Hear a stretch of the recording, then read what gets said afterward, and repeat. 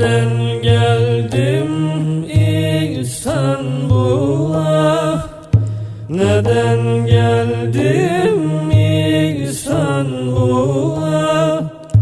Tutuldum kaldım avara, tutuldum kaldım avara. Şimdi bin kere pişmanım, şimdi bin kere pişmanım. Vakit geçti ah ne çare, vakit geçti ah ne çare. Ah, ah, gelmez olaydım, görmez olaydım.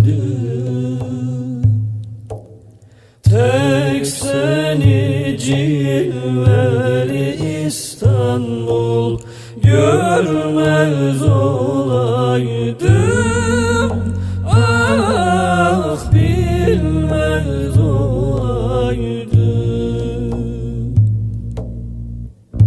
İstanbul'un kış denizi, İstanbul'un kış denizi, gemileri dizi dizi, gemileri dizi dizi. Merhametin insafın yok mu? Merhametin insafın yok mu? Niçin mahzun ettin sen bizi?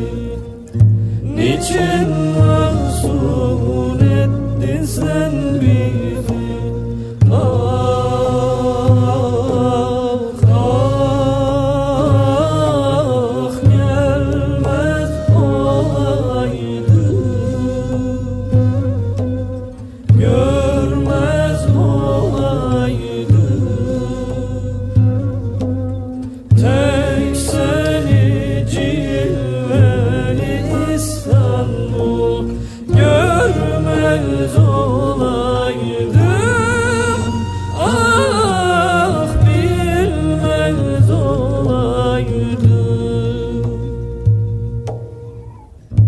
İstanbul'un kış denizi, İstanbul'un kış denizi, gemileri dizi dizi, gemileri dizi dizi.